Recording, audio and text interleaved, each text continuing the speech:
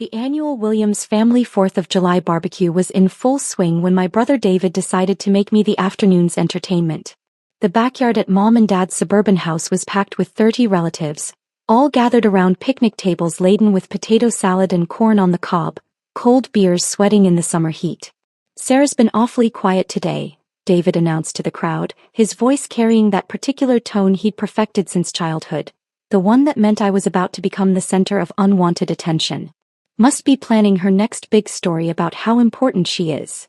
Laughter rippled through the gathering. My Uncle Frank raised his beer bottle in David's direction. "What's she claiming to be now? Faye. Supreme Court Justice." "Oh, it's even better," David said, warming to his audience. "She works for some political consulting firm in Washington. Makes it sound like she's personally advising the president." I kept my attention focused on my plate of barbecue, trying to avoid engaging with what had become a family tradition, making fun of Sarah's mysterious government job. "Remember last Christmas?" My cousin Jennifer chimed in. She said she couldn't discuss her work because of security clearances. Like she's handling state secrets or something. "Stop pretending you're important," David said, his voice rising for dramatic effect. "You're nobody special. We all know you're probably filing papers in some basement office, but you want us to think you're running the country." The entire backyard erupted in laughter. Even Mom and Dad were smiling, though they looked slightly uncomfortable with David's public mockery. "Sarah's always been dramatic," Aunt Linda added. "Remember when she was 12 and insisted she was going to be president someday?" "At least that was age-appropriate fantasy," David said. "Now she's 34 and still playing make-believe about her career." I took a sip of my iced tea and checked my phone. 2 missed calls from Governor Patricia Morrison's chief of staff. "I'd have to call back later." "See?" David pointed at my phone. "Probably checking her horoscope, but she wants us to think it's urgent government business." More laughter. "David," Mom said gently, "maybe leave Sarah alone. She works hard." "I'm sure she does," David replied. "But working hard at a regular government job doesn't make you a political power player. Sarah acts like she's personally shaping national policy." My phone buzzed with a text message. I glanced at it. Urgent. Governor arriving at 4 p.m. for security briefing infrastructure bill vote. Please confirm location. I checked the time.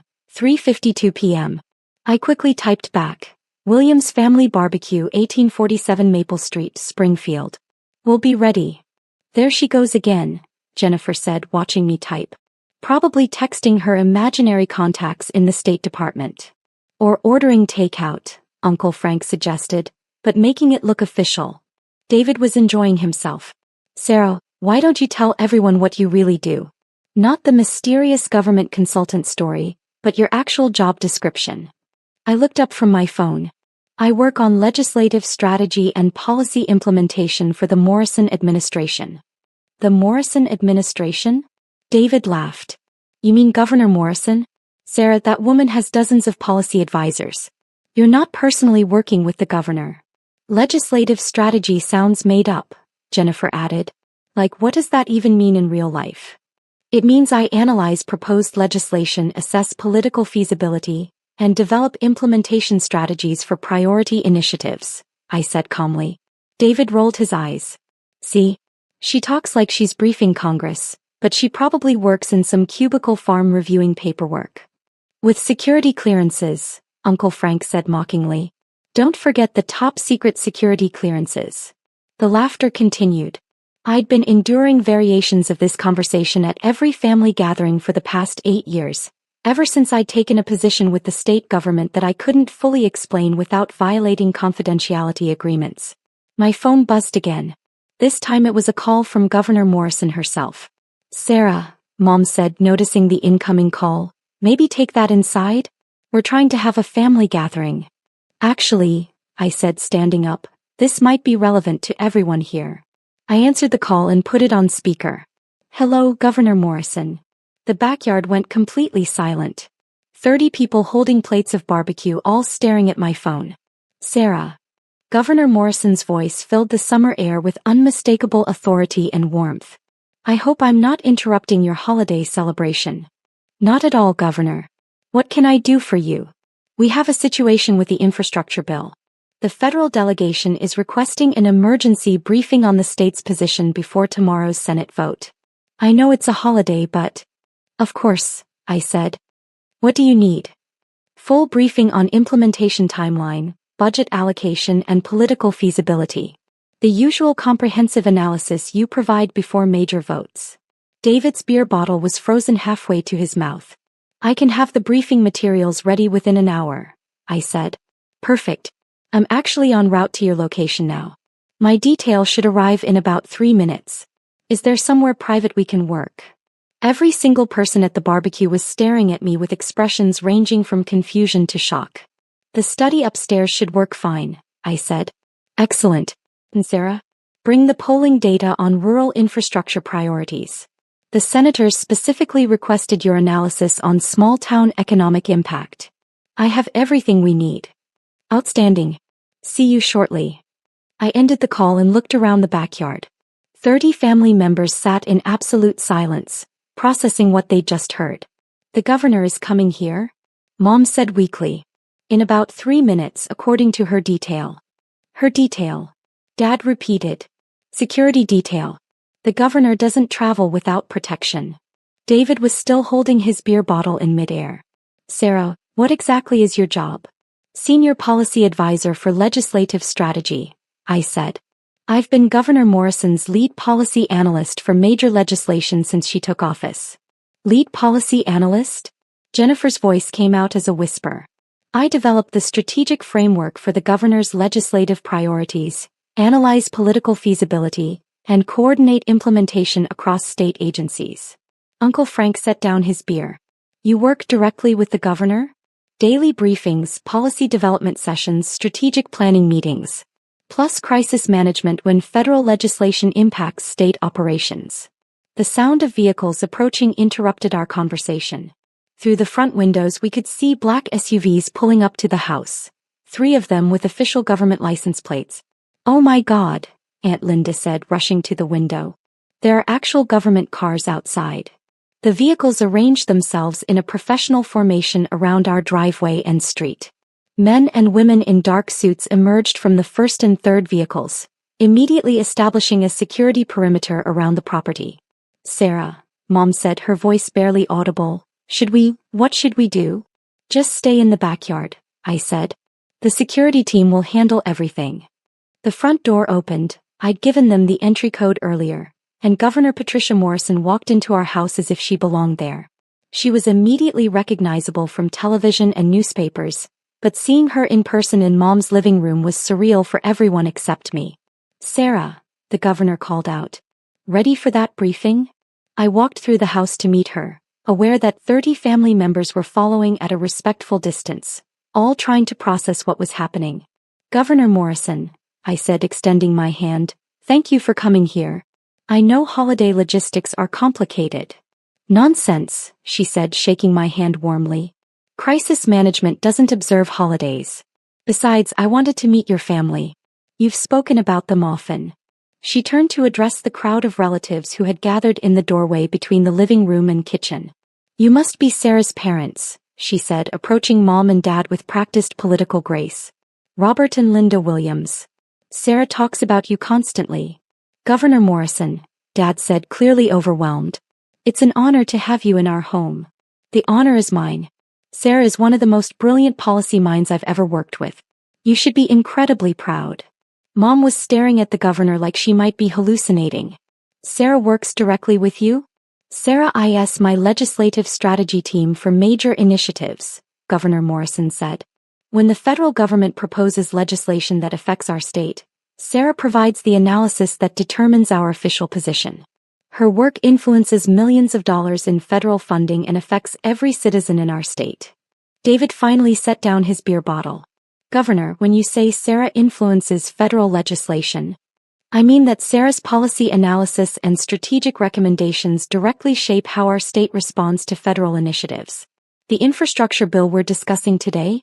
Sarah's feasibility analysis and implementation timeline will determine whether our state receives $2.3 billion in federal infrastructure funding. $2 billion? Jennifer repeated. Sarah's recommendations carry significant weight because her analysis is consistently accurate and politically astute, the governor continued. Federal senators request her briefings specifically because they trust her assessment of how legislation will impact local communities. Uncle Frank was shaking his head slowly. We didn't realize that she was one of the most influential policy analysts in state government? Governor Morrison smiled. Sarah is remarkably humble about her work. Most people in her position would ensure everyone knew exactly how important their job was. Why didn't you tell us? Mom asked me directly. I tried to, I said gently. Every time I mentioned working on major legislation or briefing federal officials, someone said I was exaggerating my importance. The memory of years of family mockery hung in the air. Sarah, the governor said, checking her watch, we should move to that briefing. The Senate vote is tomorrow morning, and we need comprehensive analysis before I speak with the delegation tonight. Of course, the study upstairs has everything we need. As we headed toward the stairs, Governor Morrison paused to address my family one more time. I hope you all realize how fortunate you are to have Sarah in your family. In 8 years of public service, I've never worked with anyone who combines analytical brilliance with practical political judgment the way she does. Sarah doesn't just analyze policy, she understands how to make complex legislation work for real people in real communities. David stepped forward. Governor Morrison, can I ask you something? Of course. How important is Sarah's work? Really? The governor considered the question seriously. David, your sister's analysis has influenced over $15 billion in federal funding decisions for our state. Her policy recommendations have shaped legislation affecting healthcare, education, infrastructure, and economic development. When federal senators need to understand how their proposals will impact ordinary families, they request Sarah's briefings. But she lives in a regular apartment, Jennifer said, still trying to process the situation. She drives a normal car. Public servants often maintain modest lifestyles, the governor explained. Sarah's work is about public service, not personal enrichment. She could easily earn 3 times her government salary in the private sector, but she chooses to use her talents for public benefit. 3 times her salary? Dad asked. Minimum. Policy analysts with Sarah's experience and track record are highly sought after by consulting firms and corporations. But Sarah believes in using her skills to help people rather than maximizing her income. I was getting genuinely uncomfortable with the praise. Governor Morrison, we should probably start the briefing. Right you are. Ladies and gentlemen, thank you for sharing your holiday with state business. Please, continue enjoying your barbecue. The governor followed me upstairs to Dad's study, where I had files and laptops set up for exactly this kind of emergency briefing. Through the windows, we could see the security detail maintaining their perimeter around the property. Sarah, the governor said as we settled in with the briefing materials, I hope your family understands now why I rely on you so heavily. They're still processing, I think. It's difficult for families to understand the scope of high-level government work, especially when the person doing it is modest about their contributions. We spent the next 2 hours reviewing implementation timelines, budget allocations, and political feasibility assessments for the federal infrastructure bill. The governor would use my analysis to brief the state's congressional delegation, who would vote on whether to support $2.3 billion in federal infrastructure funding. At 6:30 p.m., we concluded the briefing and prepared to rejoin my family downstairs. Sarah, the governor said as we packed up the materials, this analysis is exactly what I needed. Your assessment of rural economic impact will be crucial for tomorrow's vote. The polling data shows strong bipartisan support for infrastructure investment in small communities, I said. That should help with the Senate vote. Agreed. And your implementation timeline gives us concrete deadlines for project rollout. This is precisely why federal officials specifically request your briefings. When we returned to the backyard, the barbecue had resumed, but the atmosphere was completely different. Instead of casual family conversation, there was a sense of awe and nervousness as 30 people tried to act normal around the governor of their state. How did the briefing go? Mom asked, bringing us plates of food. Sarah provided exactly the analysis we needed, the governor said. Tomorrow's Senate vote will determine whether our state receives historic infrastructure funding, and Sarah's work gives us the strongest possible position. David approached hesitantly. Governor Morrison, can I apologize for earlier? I didn't understand what Sarah actually does. No apology necessary, the governor said graciously. Most people don't realize the complexity of high-level policy work. It's not as visible as other careers, but it's incredibly important. I feel like an idiot, David said. I spent years making fun of Sarah for pretending to be important, and it turns out she actually is important. Important work doesn't make someone more important as a person, I said. We're all just doing different jobs. Sarah, your job affects millions of people and billions of dollars, Uncle Frank said. That's not just different, that's extraordinary. Governor Morrison nodded. What's extraordinary is Sarah's combination of analytical brilliance and personal humility. She could leverage her expertise for personal gain, but she chooses public service. At 7 p.m. the governor prepared to leave. Her security detail had maintained their professional perimeter throughout the visit, and now they smoothly coordinated her departure. Sarah, she said as we walked to her vehicle, thank you for the excellent briefing. I'll call you tomorrow after the Senate vote to discuss implementation next steps. Of course, Governor. I'll have updated timeline projections ready. Perfect. And thank you for hosting this at your family gathering. It was lovely to meet everyone. She turned to address my family who had gathered on the front lawn to see her off. William's family, she said warmly. You should know that Sarah is one of the most respected policy analysts in state government. Her work makes a real difference in people's lives every single day. With that, the governor was escorted to her vehicle, and the motorcade departed as efficiently as it had arrived. Within 5 minutes, our quiet suburban street returned to normal, leaving behind only the memory of government vehicles and the lingering sense that everything had changed. Back in the backyard, my family sat in contemplative silence, processing what had just happened. Finally, Dad spoke. Sarah, we owe you a massive apology. You don't owe me anything, Dad. Yes, we do. For years, we've dismissed your work, made fun of your career, treated you like you were delusional about your own importance. While you were actually advising the governor and influencing federal policy, Mom added, her voice thick with emotion. David sat down beside me. Sarah, I'm sorry. Really, truly sorry. I spent this afternoon mocking you for pretending to be important, and then the governor of our state showed up to personally brief with you about multi-billion-dollar federal legislation. I wasn't pretending, I said quietly. I know that now. God, I feel terrible. Jennifer approached our table. Sarah, can I ask why you never corrected us more directly? Why you let us think you were exaggerating your job? I considered the question. Because I wanted to know that you valued me as a person, not just as someone with an impressive career title. If I'd led with, I'm the governor's senior policy advisor, would your interest have been genuine or just based on my professional status? The question hung in the evening air. That's not fair, Uncle Frank said gently. We should have been interested in understanding your work regardless of how impressive it sounded. Maybe, I said. But I also didn't want family gatherings to become networking opportunities or requests for political favors. Mom was crying quietly. Sweetheart, we made you feel like you couldn't share your accomplishments with your own family. I could share them, I said. I just couldn't make you believe them. David was shaking his head. The governor said you could earn 3 times your current salary in private consulting. Probably more than that, actually. But you choose public service. I choose work that matters more than maximizing my income. Work that influences billions in federal funding, Dad said, still processing the scope of what he'd learned. Work that helps determine how federal policies affect ordinary families, I corrected. The money is just a measurement of scale. Aunt Linda rejoined our conversation. Sarah, what's it like? Working at that level of government? Complex, I said.